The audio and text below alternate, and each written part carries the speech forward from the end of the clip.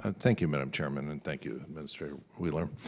Yesterday, the President announced that this week the EPA would be issuing a notice of violation for environmental pollution to the city of San Francisco. Could you walk us through the timeline for the scientific studies, legal determinations, and technical measurements that led to that announcement?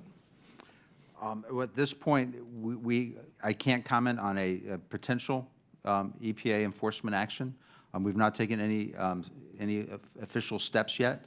We're still looking into the issues, and it's not I can't comment on a pending or potential enforcement action. But when the President said it was coming this week, is it routine for you to issue notices of violation, whatever that means, with less than 1 week of preparatory work? Again, I didn't see where he said it was happening this week, but it was carried in multiple news reports from the reporters that listened to his comment. Fine. Sure. I take those at face value as well. But yeah. So so you're telling us there was no preliminary action? There had been no finding that San Francisco, for example, how was San Francisco chosen as opposed to Miami or Bedminster, New Jersey, or wherever else you might think of finding environmental violations? Again, I can't comment specifically on a potential pending enforcement action as the agency head. Before we take an enforcement action, it's inappropriate for me to comment publicly on anything that we may be doing on the enforcement side. But you routinely, apparently, if the President decides something and a week later he expects the EPA to issue a notice of violation, take some official action, is that the way you do business, or was the President saying something that was not true there?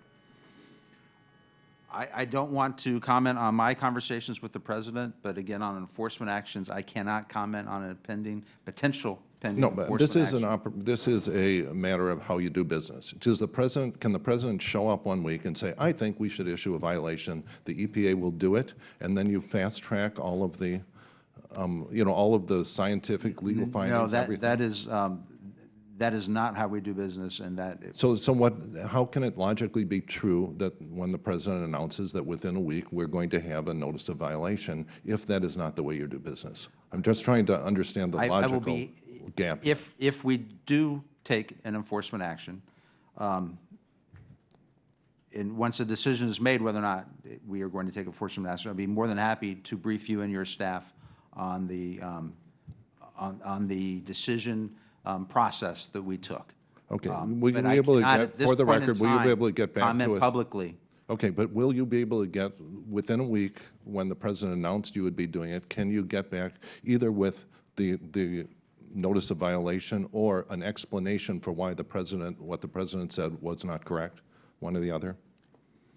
I'm not sure within a week, but we certainly, after we make a decision. But if you never make a decision because it turns out that the statement that he was making was not supported by facts, then we will making no promise. Within a week, you figure out what's going on. I will get back to you as soon as we can with statements explaining our actions or why we're not acting. Quick question. Often when you decide to alter or abolish a regulation, it's a cost-benefit analysis. The costs are measured in dollars, and the benefits are measured in saved human lives. And so that to do that balance, you need to know, what's the value of a human life in dollars. How do you think about that problem, and what is your best number and the one you try to operate in making that balance? We always want to show that the benefits of a regulatory action outweigh the costs. But all right, that is why we're moving forward with a human life. statute-by-statute approach on cost-benefit analysis. Right, but you need to convert the benefits of human lives and compare them with the cost in dollars. Yes. So you need a calibration. What is your calibration? We do that on a regular basis. Some of our statutes require different balances. Some require no consideration of cost. I'm thinking of the NAAQS in particular. When you set the science-based standard for the National Ambient Air Quality Standards, we're not supposed to take costs into account. So we take a look at the science, we take a look at the impacts on human life. So it differs from statute by statute, but we do take that into account. And in our regulatory analysis for all of our regulations, we explain the balance and the cost factors and the benefit factors that we use for each individual regulatory decision.